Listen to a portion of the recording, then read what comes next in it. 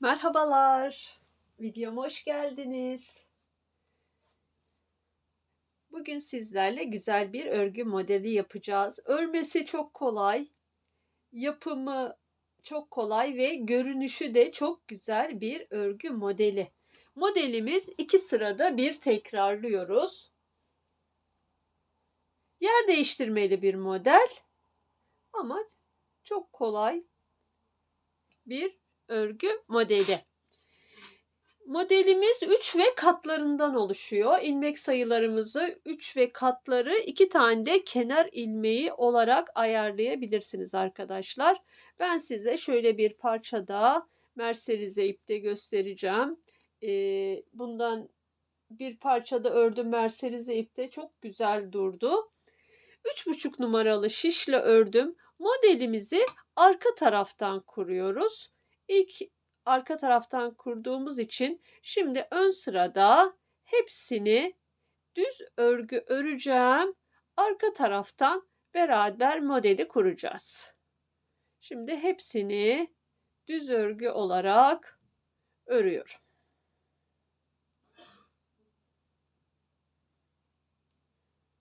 İlk sıramın hepsini düz ördüm. Bakın merserize ipimle çok güzel duruyor örgü. Şimdi modelimin ilk sırası ve arka sırasındayım. İlk ilmeğimi örmeden alıyorum. İlk ilmeğimi örmeden aldım. Hemen arkasından bir arttırma yapıyorum. İlk kenar ilmeğimden sonra 2, 1 arttırdım. 1 arttırdım. 2, 3 arttırdım. 3. İlk arttırmaları ilmek örmeden önce yapıyorum. 3 ördüm, 3 arttırdım. Şimdi bu orta ilmeğim, bunu 3 tane ters örüyorum. Bu ortadaki 3 ilmeğim. Bu 3 ilmekten sonra hemen 3 tane ilmek, 1 arttırma, 2 ve 3.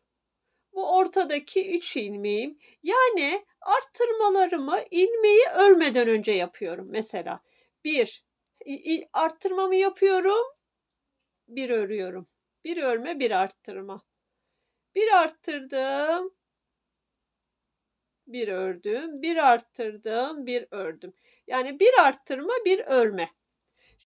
Modelimin ikinci sırası ve ön sırasındayım.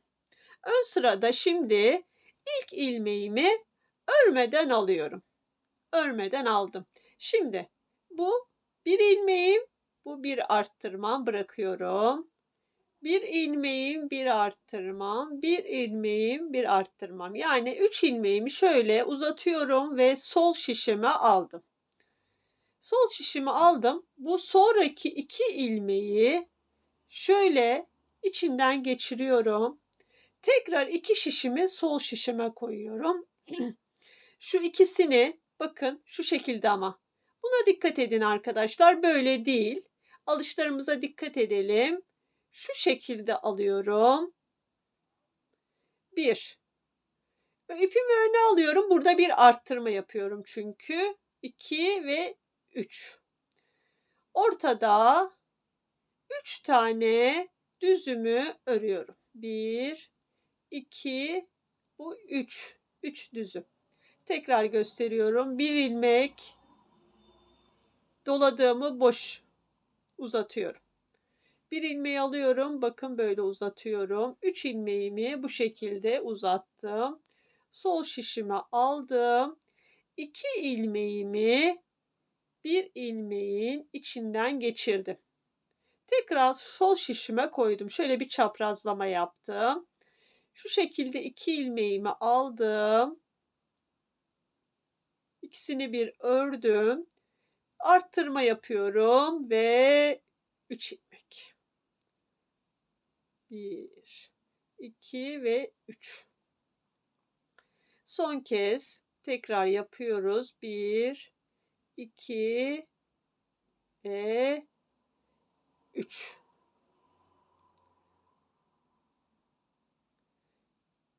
Çok kolay. Zevkli de örülüyor. 1, 2 ve 3. İlk sıram ve ilk modelimi bitirdik arkadaşlar.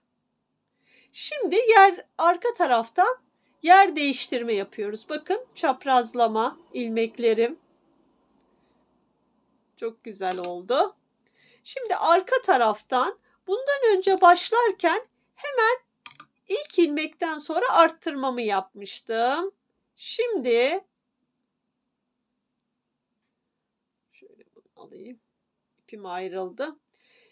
Şimdi hemen ilk ilmekten sonra yer değiştirdiğim için 3 tane 2 3 tane ters ördüm. Hemen bir arttırma, bir örüyorum. Bir doluyorum, bir örüyorum, bir doluyorum, bir tane ördüm. Terslere gelince zaten bakın 1, bu ortadaki arttırdığım 2 ve 3. Burada tekrar dolamalarımı yapıyorum. 3 ilmeğin yanında 3 tane dolamamı yaptım. 3 tane kenardaki düz ilmeğim ve kenar ilmeğim. Şimdi modelimizin 4. sırasında ve yer değiştirmeli yapıyoruz modelimizi. Bunun üstüne düzler gelecek. Bunun üstüne modeli uygulayacağız arkadaşlar. Bundan önceki model kurarken ilk başta modeli yapmıştık. Şimdi ilk ilmekten sonra 3 tane düzümü örüyorum. 3 tane ördükten sonra şimdi bu işlemi burada yapacağım. 3 kenar ilmeğimden sonra 3 tane düz ördüm. 1 2 3. Aynı şekilde sadece yerlerimiz değişiyor arkadaşlar. Her seferinde yer değiştiriyoruz ön tarafta. Modelimiz zaten bakın 2 sıradan oluşuyor. Bir önceki sırada yaptığımı bu sırada düz örüyorum. Modelin üstüne düz geliyor. Düzlerin üstüne modeli yapıyoruz.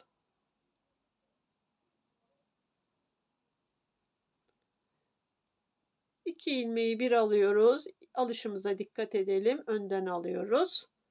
Ve 3 ilmekten 3 ilmek çıkarttık.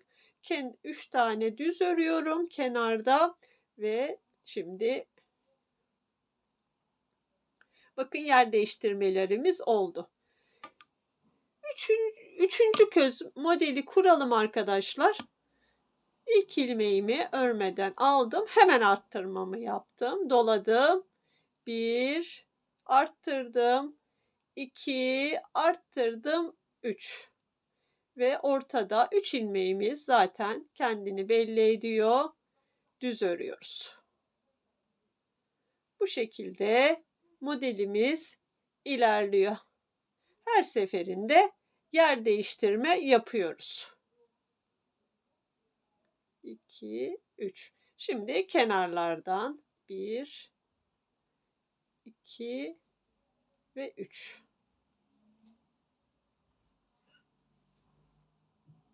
Pembede de çok güzel durdu. Bakın ben şöyle bir parçada önceden çalıştım. Çok hoş duran bir örgü modeli. Arkadan görünüşü. Her örgüye gidebilecek, bakın büyük örgülerinde de çok güzel durabilecek bir örgü modelimiz. Yapacak olan arkadaşlarıma şimdiden kolay gelsin diyorum. Videoma geldiğiniz için çok teşekkür ederim. Bir dahaki videolarımda görüşmek üzere. Abone değilseniz abone olarak bize destek verirseniz çok seviniriz arkadaşlar. Hoşça kalın, sağlıcakla kalın.